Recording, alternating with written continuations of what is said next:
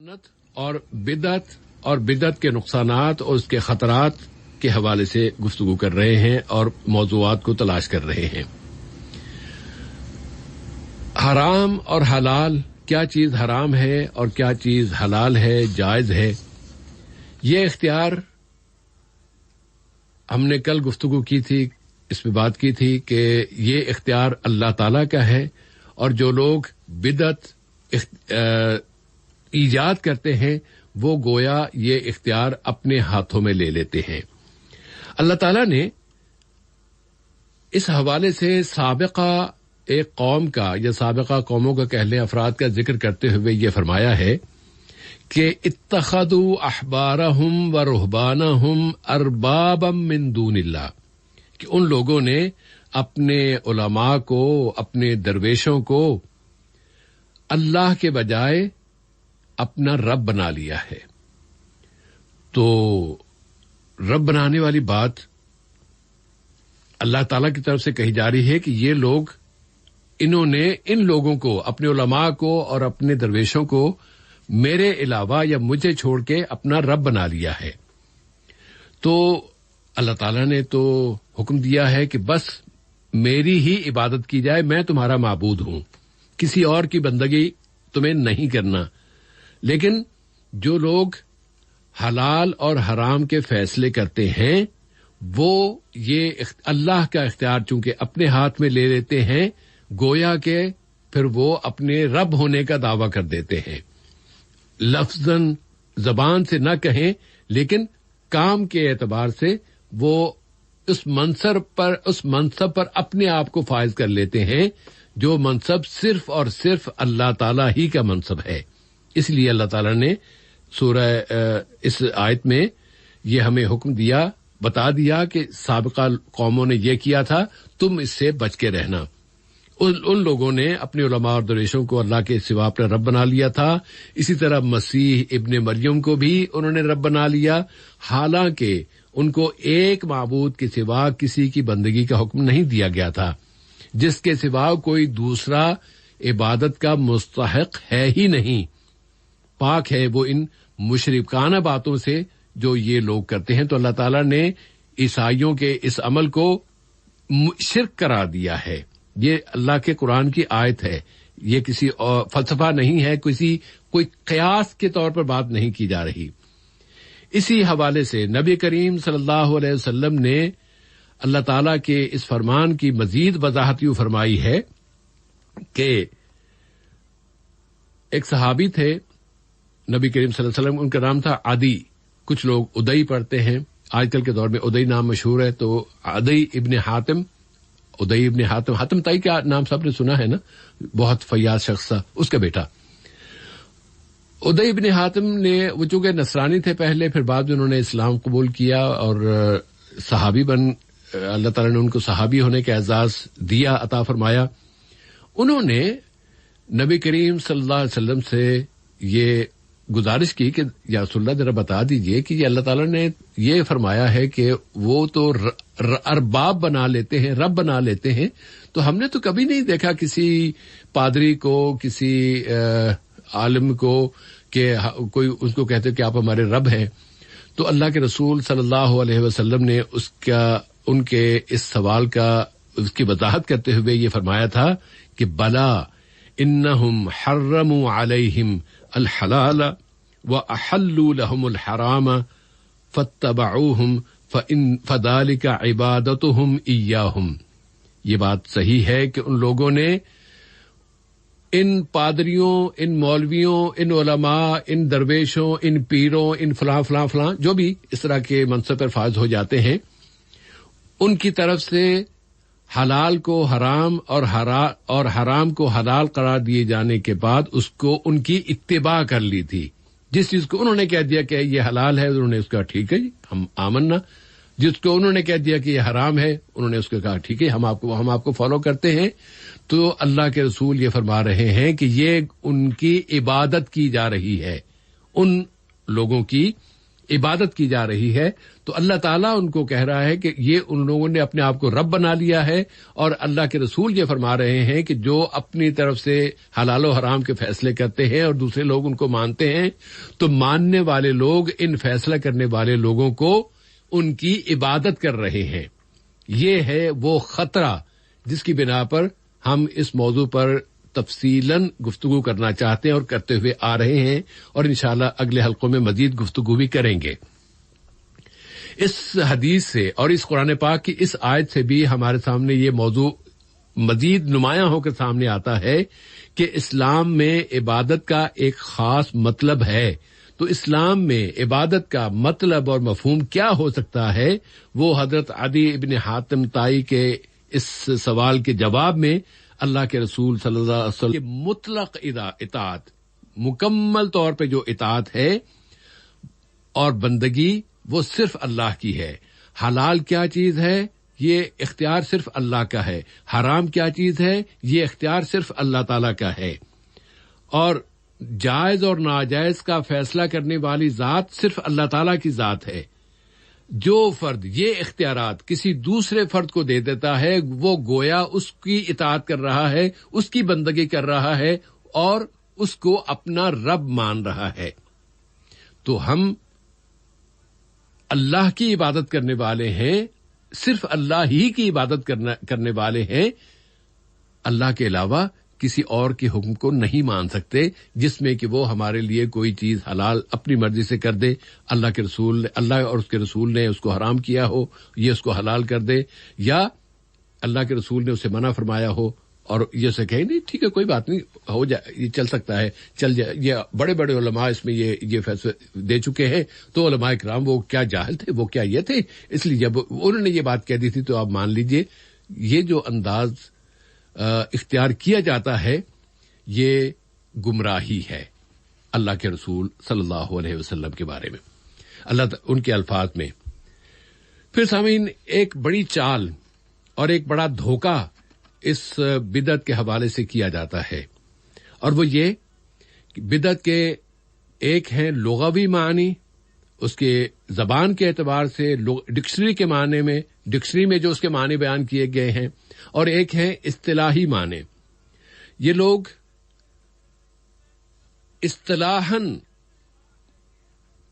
جو معنی لیے جا سکتے ہیں وہاں پر تبدیلیاں کرتے ہیں اور نام دیتے ہیں کہ یہ تو لغوی اعتبار سے اس کو اگر کوئی بدعت کہتا ہے تو جائز ہے نا، لغت کے اعتبار سے تو کوئی پابندی نہیں ہے۔ حضرت عمر نے بھی تو تراویح کی نماز کو کہا تھا نا کہ نعم البدعۃ ھذہ، اتنی اچھی بدعت ہے یہ، تو انہوں نے جب اس کو بدعت قرار دیا تھا تو پھر یہ بھی اگر اب بدعت ہو جائے تو اس میں کیا مذائقہ ہے۔ یہ وہ بڑا دھوکہ ہے جو کئی لوگ اس میں اختیار کرتے ہیں کہ اپنی طرف سے ایک چیز گھڑ کے دین میں شامل کرتے ہیں، اور اگر کوئی کہے کہ یہ تو بدعت ہے تو کہتے ہیں یہ تو بدعت حسنہ ہے نا، اس میں تو کوئی مذائقہ نہیں ہے۔ تو اس طرح کی بدعت حسنہ جو ہم نے کل بات کی تھی کہ یہ بدعت محرمہ، بدعت حسنہ، بدعت فلاں فلاں فلاں، 5 جو ہم نے بدعتیں کل ان کا ذکر کیا تھا، ان کا اگر ہم ان کو اپنے ذہن میں تازہ کریں کہ بدعت حسنہ ہے اور پھر بدعت سیئہ ہے، پھر شریعت کے 5 حصوں کے مطابق واجبہ، مستحبہ اور مکروہہ اور محرمہ اور مباحہ، یہ اس کے ساتھ بدعت لگا دیا، تو یہ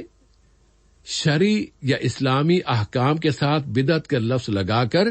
تبدیلی کر رہے ہیں اصطلاحاً، لیکن نام لے رہے ہیں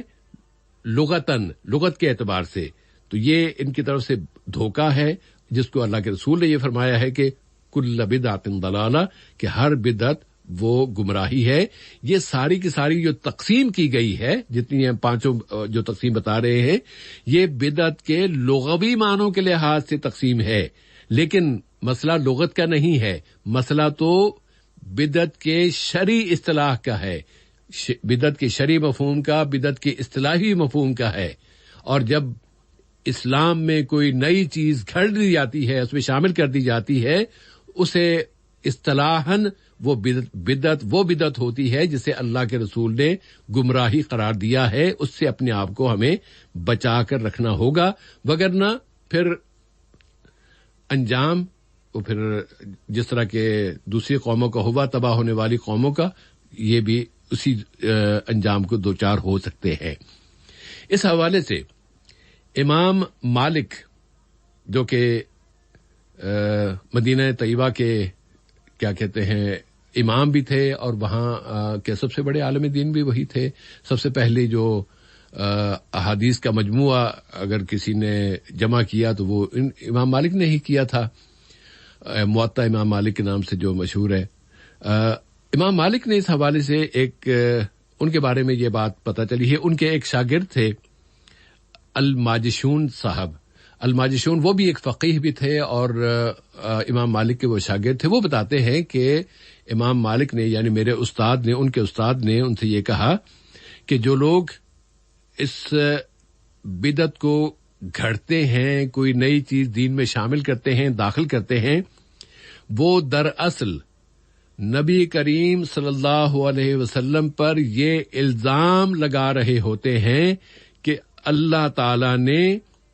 کہ نبی کریم صلی اللہ علیہ وسلم نے اللہ کے دین کو پہنچانے میں خیانت کا ارتکاب کیا ہے، کیونکہ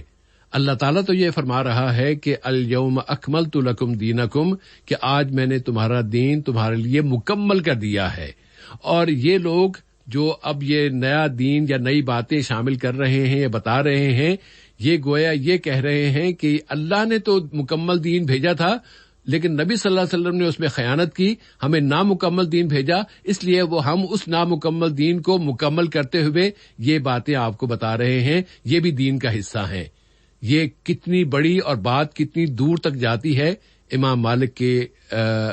نے اس کی وضاحت فرما دی ہے کہ یہ بات صرف انسان کے کسی ذاتی اقدام یا ذاتی عمل تک، اس کی اپنی ذات تک محدود نہیں رہتی، بلکہ اس کا الزام اللہ کے رسول پر جا کے لگتا ہے کہ انہوں نے اللہ کا دین ہم تک نہیں پہنچایا یا مکمل دین نہیں پہنچایا، اس میں کچھ چھپا لیا، کچھ خیانت کر دی، جس کی بنا پر اب یہ کام ان مولویوں کو کرنا پڑ رہا ہے۔ پھر سامعین، بدعت کے حوالے سے یہ بات بھی ہمارے ذہن میں رہنی چاہیے کہ جب انسان دین میں کسی چیز کا اضافہ کرتا ہے تو اللہ تعالیٰ نے جو بہت آسان دین ہمیں عطا فرمایا ہے، اپنی بدعتوں کے ذریعے یہ اس آسان دین کو مشکل بنا دیتے ہیں۔ اس حوالے سے اگر ہم دو ایک باتیں آپ کے گوش گزار کریں تو امید ہے کہ مسئلہ حل ہو جائے گا، اس کی وضاحت ہو جائے گی۔ مثلا اللہ تعالیٰ نے سورہ احزاب میں فرمایا کہ لوگوں تم اپنے نبی پر صلات بھیجو، جس کا ہم ترجمہ کہتے ہیں درود بھیجو، فارسی زبان سے ہم نے درود کا لفظ لیا ہے۔ تو صحابہ نے پوچھا یا رسول اللہ ہم کیسے آپ پہ درود بھیجیں؟ تو انہوں نے نبی کریم صلی اللہ علیہ وسلم نے فوراً بتا دیا کہ یہ ہے درود، تم اس طرح ان کلمات سے مجھ پر درود بھیجو، اللہم صلی علی محمد، وہ جس کو ہم کہتے ہیں درود ابراہیمی، جو ہم نماز میں بھی پڑھتے ہیں۔ آسان سا ہے، سمپل سا ہے، سب لوگوں کو یاد ہے، لیکن نہیں جی اس پہ یہ اطمینان نہیں ہو رہا، مزید کوئی الفاظ، پھر